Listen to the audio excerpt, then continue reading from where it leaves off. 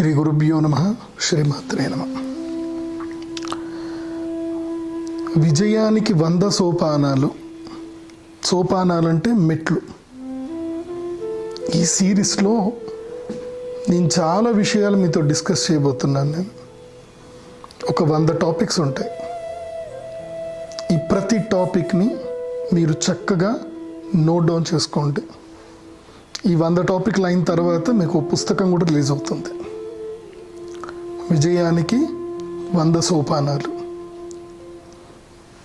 ఈ 100 ఎపిసోడ్స్ ఎవరైతే చూస్తారో ఇంకా మీ జీవితంలో మీరెక్కడికి కూడా ఎవరిని వెళ్ళి చేయిజాపి అడగాల్సిన అవసరం ఉండదు.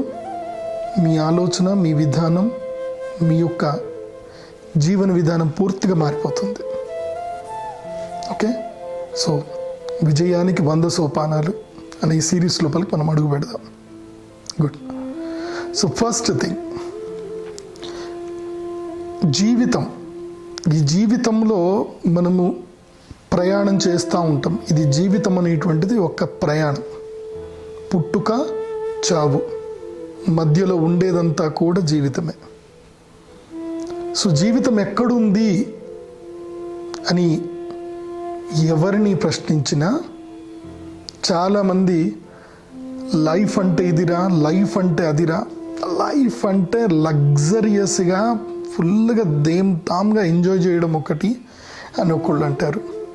ఇంకొకడేమో ఎవరినో చూస్తూ ఎవరో కారులో వెళ్తూ ఉంటే లైఫ్ అంటే వాడిదిరా, మనదేముందిరా లైఫ్ అని అంటాడు. ఇంకొక వ్యక్తి ఏమంటే జీవితం అంటే సర్దుకుపోవడము, జీవితం అంటే ఏముంటుంది అని అంటాడు. ఇంకెవరినైనా అడిగాను అంటే ఇవన్నీ నా జీవితంలో జరిగినాయి. నేను life, what is the life అని నేను ఎవరినైనా అడిగాను అనుకోండి, ఒక్కొక్కళ్ళు ఇలా చెప్తా ఉన్నారు. జీవితం అంటే కష్టపడ్డము, ఎప్పుడు కష్టపడతానే ఉండాలి అని చెప్పేసి అని ఒక్కోళ్ళు చెప్తారు. ఇంకా కొంతమంది జీవితం అంటే ఆశించడం, భవిష్యత్తు ప్రణాళికలు వేసుకోవడం అని ఒక్కోళ్ళు. ఇంకొక వ్యక్తిని అడిగాను, ఏమండి జీవితం అంటే ఏమిటి అని అడిగాను. జీవితం అంటే కష్ట సుఖాల కలయిక, జీవితంలో కష్టాలు సుఖాలు వస్తూ ఉంటాయి, అదే జీవితం అంటాడు. ఇంకా వేరెవరిని అడిగితే జీవితం అంటే ఏమిటి అంటే జీవితం ఒక కాలచక్రం, ఏవి ఎప్పుడు ఎలా వస్తాయో మనకు తెలియదు అని. ఇంకొకళ్ళని అడిగితే జీవితం అంటే ఏమిటి అని అంటే ఇది ఒక రహస్యమయమైనటువంటి ద్వీపం లాంటిది. ఎప్పుడు ఏది ఎలా వస్తుందో ఏది మనకు తెలియదు, అదే మనకి జీవితం అంటారు. ఇంకొందరిని అడిగితే జీవితం అంటే ఏంటి అంటే ప్రేమ అంటారు. అంటే ఇప్పుడు నేను పుట్టినప్పటి నుంచి మా అమ్మ నన్ను ప్రేమించాను, తర్వాత అమ్మాయిని ప్రేమించాను, తర్వాత నా పిల్లల్ని ప్రేమిస్తున్నాను, జీవితం అంతా ప్రేమనే అని అంటారు. ఇంకోళ్ళని అడిగితే జీవితం అంటే నిత్య అభ్యాసం అని అంటారు. జీవితాన్ని ఎప్పుడు కూడా అభ్యాసం చేస్తూనే ఉండాలి అంటారు. సో ఇలా లైఫ్, జీవితం అనే దానికి ఒక్కొక్కళ్ళకి ఒక్కొక్క డెఫినేషన్ ఉంటుంది. కొంతమంది ఆధ్యాత్మికవేత్తల్ని అడిగితే వాళ్ళు ఏమంటారంటే జీవితం అంటే చావడం కోసం బతకడం అని అంటారు. అదేంటండి అలా అంటున్నారు ఏంటి అంటే, అవును బాబు, జీవితం అంటే మనిషి పుట్టుక మహాద్భుతమైంది.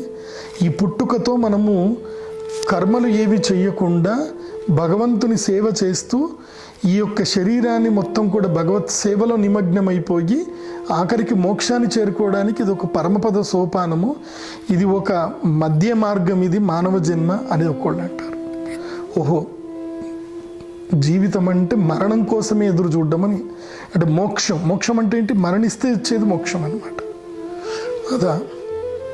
ఇంకోళ్ళని అడిగితే జీవితం అంటే పరోపకారం అంటారు. జీవితం అంటే ఏంటి, వృక్షాలు ఎందుకు బతుకుతున్నాయి, అవి పరోపకారం చేయడానికి ఉన్నాయి. నదులు ఎందుకు వస్తున్నాయి, పరోపకారం చేయడానికి. జీవితం పరోపకారం కోసం అంటారు. ఇంకొకళ్ళని అడిగితే జీవితం అంటే కర్మలు చేయడానికే ఉంది, కర్మ చేస్తానే ఉండాలి అని ఒక్కోళ్ళు అంటారు. ఇలా నా జీవితంలో జీవితం అంటే ఏమిటి అనే దానికి ప్రతి ఒక్కరూ తమ తమ జీవితంలో జరిగినటువంటి వాటిని బట్టి ప్రణాళికలు వేసుకుంటూ వెళ్ళిపోతూ ఉన్నారు, ఒక్కొక్క డెఫినేషన్ చెప్తా ఉన్నారు. సో లైఫ్ అంటే ఒక్కొక్కళ్ళ పర్సెప్షన్, ఒక్కొక్క వ్యూ వేరే. సో మీ దృష్టిలో ఏంటి జీవితం అంటే ఏమిటి? మీ దృష్టిలో ఏంటి? ఎవరితో చెప్పింది రాయకండి, మీ మనసుకి ఏమనిపించిందో అది రాయండి. ఆ పుస్తకంలో, నేను రాసే ఈ పుస్తకంలో ఇక్కడ నేను గ్యాప్ వదులుతున్నాను. జీవితం అంటే ఏమిటి? మీ యొక్క డెఫినేషన్ రాయండి అక్కడ. What is the meaning of life in your view? నీ దృష్టిలో ఏంటి? సో నా దృష్టిలో జీవితం అంటే ఏమిటి అంటే ప్రస్తుతంలో బతకడమే జీవితం. జీవితము గతంలోనూ లేదు, భవిష్యత్తులో లేదు. భవిష్యత్తు ఏమొస్తుందో తెలియదు, గతంలో ఏం జరిగిందో అది మన చేతిలో లేదు, దాన్ని మనం మార్చలేము. భవిష్యత్తులో వచ్చేదానికి ప్రణాళికలు వేస్తాం. కానీ జీవితం అంటే ప్రస్తుతంలో మనం ఉండడమే జీవితం. మనం ఉంటున్న ప్రతి క్షణం, మనం ఊపిరి తీసుకున్న ప్రతి క్షణం, ప్రతి నిమిషము హాయిగా దాన్ని ఎంజాయ్ చేయడమే జీవితం. కానీ ఇది మాటల్లో చెప్పినంత సులభం కాదు, అస్సలు సులభం కాదు. ఇది నేను చెప్తున్నాను, కానీ even I'm also not enjoying my life. నేను కూడా నా జీవితాన్ని ఎంజాయ్ చేయట్లేదు. ఏదో ఇంత అద్భుతమైన వాక్యాలు చెప్తున్నాను, విజయానికి 100 సోపానాలు అని చెప్పి ఒక శీర్షిక చేస్తున్నానని చెప్పి ఏదో చెప్పాలని చెప్తున్నాను అని. కానీ ఇది జీవితంలో అభ్యాసం ద్వారానే సిద్ధిస్తుంది. Means you have to work out on this, then only you will enjoy the life. నువ్వు జీవిత మర్మాన్ని తెలుసుకోగలుగుతావు. ఎందుకోసమంటే నా జీవితంలో నేను చూస్తూనే నా అనుభవపూర్వకంగా నేను తెలుసుకుంది ఏంటంటే లైఫ్ అంటే ప్రస్తుతం అంతే. ఎందుకోసమంటే నాకు పునీత్ రాజ్ కుమార్ అని కన్నడ యాక్టర్, చాలా నాకు మంచి అభిమానం ఆ వ్యక్తి అంటే. పర్సనల్గా చాలా మంచి వ్యక్తి, ఎంతోమందికి సేవ చేస్తున్నాడు, ఎంతోమంది పిల్లల్ని చదివిపిస్తున్నాడు, గోశాల మెయింటైన్ చేస్తున్నారు. ఇలా ఒక్కటి కాదు, తన దగ్గరికి ఎవరు వచ్చినా సరే లేదు అనకుండా అందరికి ఇచ్చే వ్యక్తి. అతని ఇల్లు కూడా చూశాను, చాలా సింపుల్ ఒక అప్పర్ మిడిల్ క్లాస్ వాళ్ళది ఇల్లు ఎంత ఉంటుందో అట్లాగే ఉంటుంది. చాలా సింపుల్గా ఉంటుంది ఇల్లు, అస్సలు ఆడంబరంకి వెళ్లకుండా ఉండేటువంటి వ్యక్తి, ఎంతో మంచి వ్యక్తి. ఆల్ ఆఫ్ సడన్గా జిమ్ చేస్తూ కొలాప్స్ అయిపోయి పడిపోయాడు ఆయన. సో ఆయన జీవితంలో ఎన్నో ప్రణాళికలు చేశాడు, ఎన్నో చేశారు, ఏదో వేసుకున్నారు, అన్నీ చేసుకున్నారు. కానీ ఆ ఒక్క క్షణంలో ఆయన పడిపోయారు. అప్పుడు ఏమనిపించిందనంటే జీవితం ఇంతే, జీవితం ఎక్కడో లేదు, మనం చేస్తున్న మంచి పనిలో ఉందని చాలామంది అంటారు.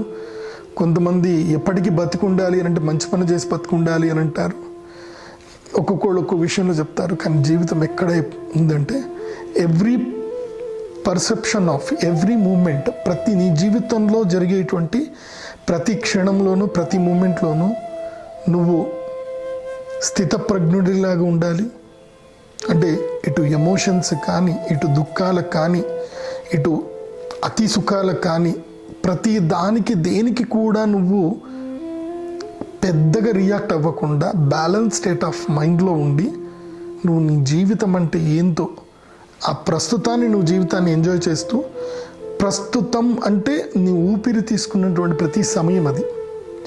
సో ఆ ప్రతి సమయాన్ని నువ్వు రైట్ జడ్జిమెంట్ చేసుకుంటూ వెళ్తాపో. అంటే ఎవరిని హర్ట్ చేయకుండా, ఏది ఒక నిర్లిప్తమైనటువంటి స్టేట్లో నీ పని నువ్వు చేస్తూ ప్రశాంతంగా నవ్వుతూ హాయిగా ముందుకెళ్తూ ఉంటావు. ఎందుకోసమంటే ఇప్పుడు నేను చెప్పేటువంటి ఈ 100 సోపానాలు, ఈ 100 మెట్లు ఎక్కాలి అని అంటే మీరు ప్రతి మెట్టు దగ్గర కూడా మీరు ఎంజాయ్ చేయాలి. ఎందుకోసమంటే జీవితంలో చాలా విషయాలు వస్తాయి, ఆ ప్రతి విషయాన్ని మీరు ఓవర్కమ్ చేయాలి. ప్రతి ఒక్క అబ్స్ట్రకిల్ అంటే ప్రతి ఒక్క విఘ్నాన్ని, ప్రతి ఒక్క కష్టాన్ని, ప్రతి ఒక్క బాధని, ప్రతి సుఖాన్ని, ప్రతి దాన్ని కూడా మీరు ఒక బ్యాలెన్స్ స్టేట్ ఆఫ్ మైండ్లోని మీరు దాన్ని ముందుకు తీసుకొని వెళ్ళాలి. తప్ప ఎప్పుడైతే నువ్వు balance state of mind miss అవుతున్నావో అప్పుడు జీవితం నీ చేతిలో ఉండదు. సో జీవితం అనేది ఏంటంటే ఒక నీరు లాంటిది అని అర్థం, నీళ్ళ లాంటిది. నీళ్ళకి ఒక సహజమైనటువంటి గుణం ఉంటుంది. ఏంటంటే ప్రాణమున్న ఏ వస్తువునైనా సరే నీరు పైకి లేపుతుంది. ప్రాణమున్న ఏ వస్తువునైనా నీరు పైకి తీసుకొస్తుంది. అయితే నువ్వు నీళ్ళు అంటే నేను ఈత నేర్చుకునేటప్పుడు, అంటే నేను చిన్నప్పుడు మా యొక్క గురుకులంలో మాకు ఒక పరిస్థితి ఉండేదన్నమాట. వేడి వేడి నీళ్ళు స్నానం చేయాలంటే కాచుకోవాలి, కూర్చోవాలి, ఒకటే హండి ఉంటుంది, దాని లోపల నీళ్లు కాచుకోవాలి.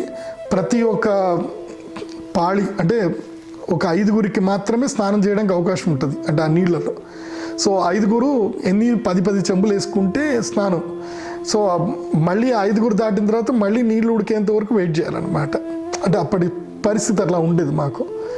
సో అప్పుడు నేను అక్కడ వెళ్ళి కూర్చునేది, వేడి నీళ్ళ కోసం చూసేది.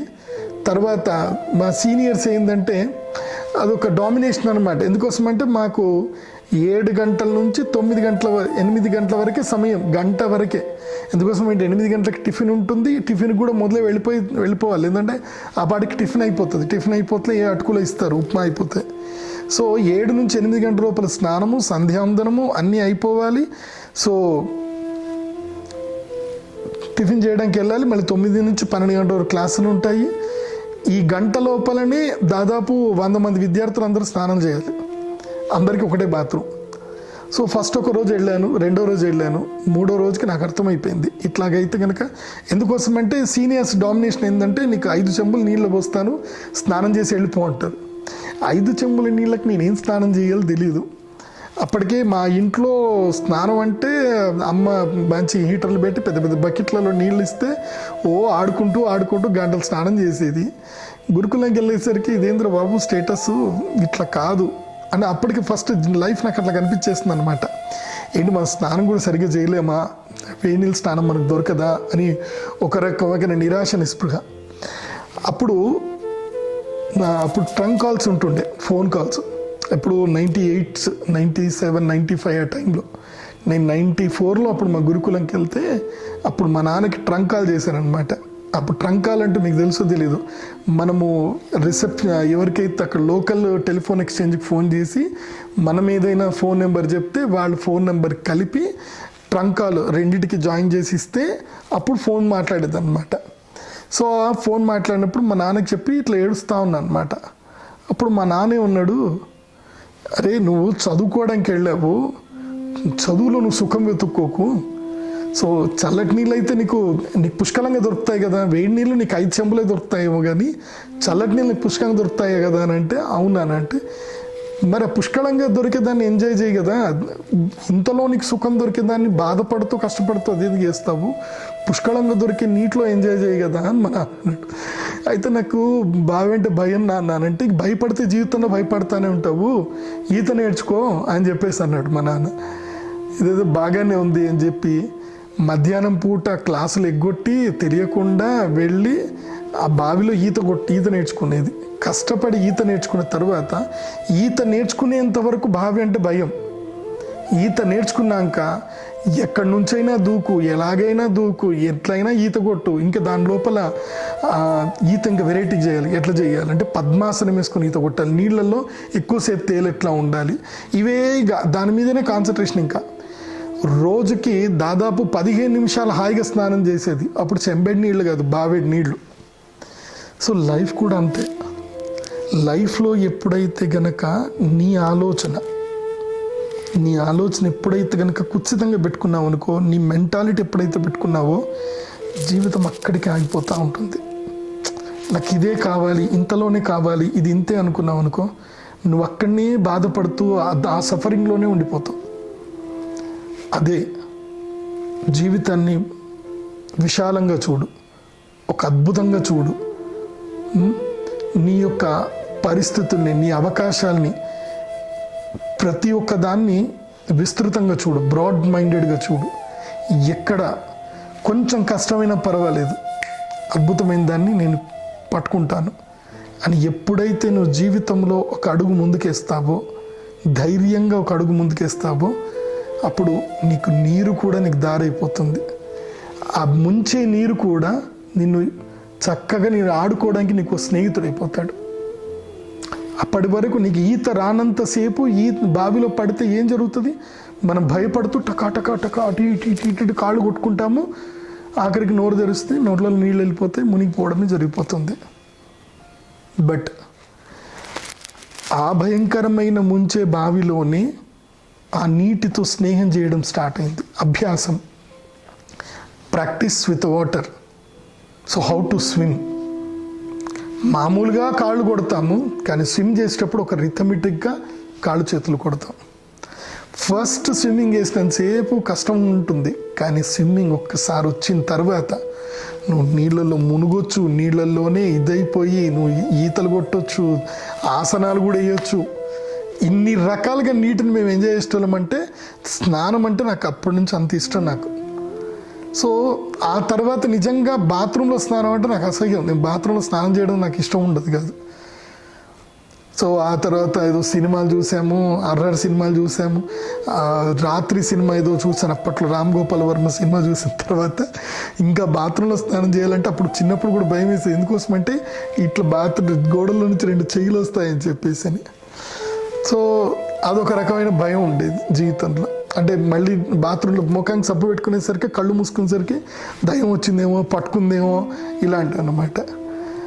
అంటే ఈ విషయాలన్నీ కూడా మీకు నేను 100 ఎపిసోడ్లు వస్తాయి. ప్రతి ఒక్క ఎపిసోడ్లో నేను మీతోటి మనస్ఫూర్తిగా మాట్లాడతాను, మీతో మిమ్మల్ని మాట్లాడింపజేస్తాను ప్రతి విషయాన్ని.